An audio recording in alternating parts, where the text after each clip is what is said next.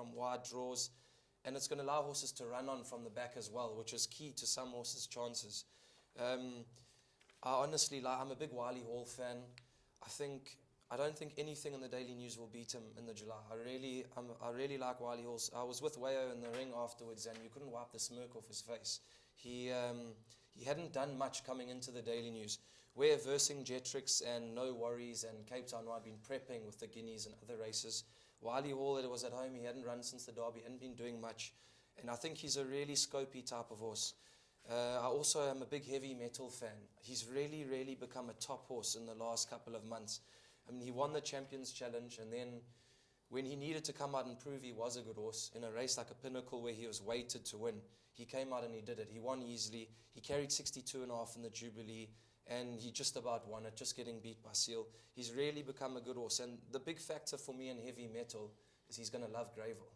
The horse travels to the last minute. He really travels up into the 400, and then he gives you a nice burst. So I think they're going to go a good pace. I think when the 20 horses fan into the Greyville straight, I think you're going to see heavy metal traveling in Smunger's hands, and he's going to be cutting through the field. And there's a nice few other horses that can quicken as well. I like it, the Jet Explorer.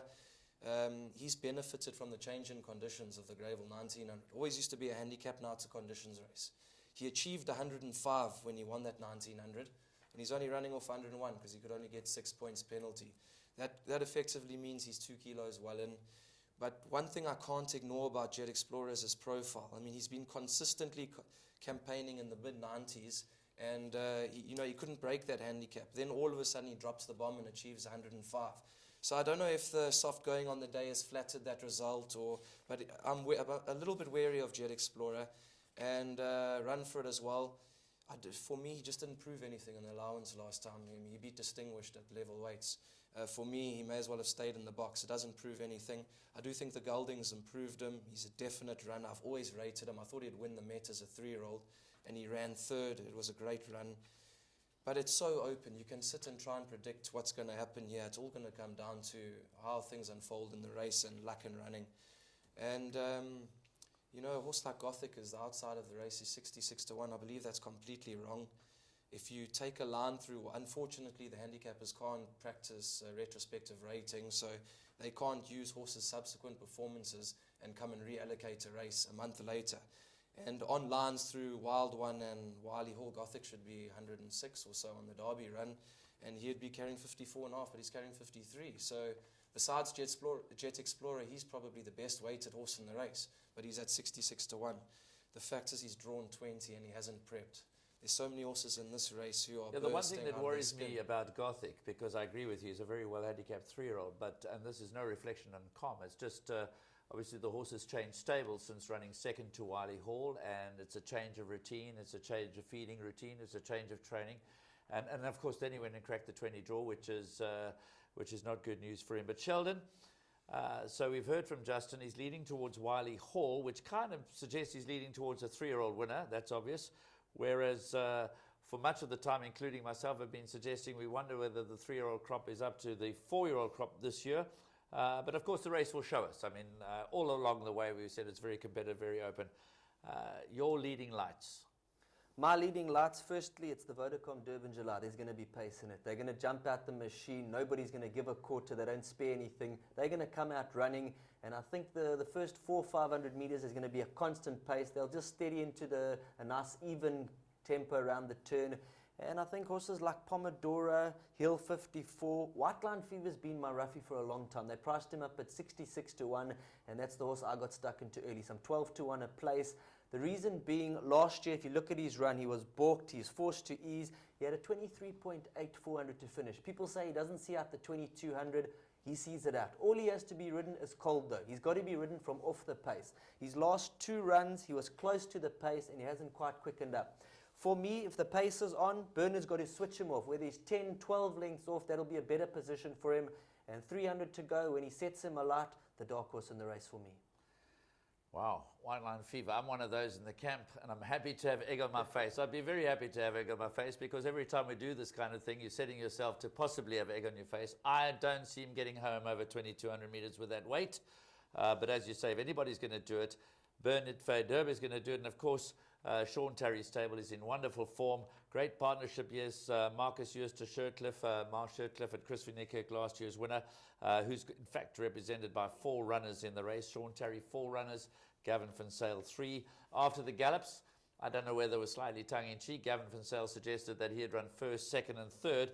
But it's that kind of race. You guys haven't, we're kind of running out of time. Time is always our big enemy on these type of shows. But you haven't touched on Cape Town Noir, other than to say, Justin, you made the comment that you thought Wiley Hall would finish in front of everything that he raced against in the Daily News. But I just want to come back to Cape Town Noir with you, Sheldon. What do you make of him? I think he's a difficult horse to assess. He's got the ability, he's got the class. I'm not worried about the 2200 trip. I think he'll see that out comfortably. For me, the 3-year-olds, I don't think a 3-year-old can win this race. If a 3-year-old's going to win the race, maybe Cape Town Noir or Wiley Hall, but I'm of the opinion they're not strong enough. The crop I haven't seen something that's really caught my eye. Barring Vercingetorix, who's obviously not in the race, he would have probably been the horse of the 3-year-olds. Whether he got the trip or not is another story. But I just believe the older brigade, they look to hold the aces here. For me, the 3-year-olds, they've been close, clumped up together, and for me, it'll be a tough ask for the 3-year-olds to win it. One more horse I just want to bounce at you guys, and that's Dan Ellie's runner, Punta Arenas, who's actually handicapped to turn the tables quite comfortably on Hill 54 if you go back in the form line. Not just one form line, a couple of form lines. Before I ask you guys for your 1, 2, 3, 4 for the Vodacom Durban July, so start getting your head around your quartet selections in order, first, second, third and fourth. Justin, a quick word from your perspective. He is a son of Silvano, so obviously he's one of 6 Silvanos in the race. So well done to you guys. He's having a wonderful time out there, is Silvano. Punta Arenas, can he run into the money? I think plays chance at best. I understand the weight turnaround with Hill 54 and that situation, but for me, he disappointed in the Cup trial. I fancied him to win there. He ran in between Mujarib and Pomodoro in that pinnacle against Variety Club, running to like 109, somewhere around there, and he just didn't follow up in the Cup trial. He was well weighted in the Cup trial as well, and he just didn't come through with it. He's got a bad draw. I think plays chance at best. But if I may say something about the 3-year-old crop, there's always, every year, there's a big debate about, are the 3-year-olds good enough? For me, it's irrelevant because the 3-year-olds this year are definitely not as good as last year. Last year, we had 3-year-olds 115, 116, but then they carried 57, etc. in the July. Now they're carrying less. Now they carry less. So if next year the 3-year-olds are worse than this year, then they're going to carry 53 and what. So it's all relative. So I don't think you need a strong crop of 3-year-olds to win the July.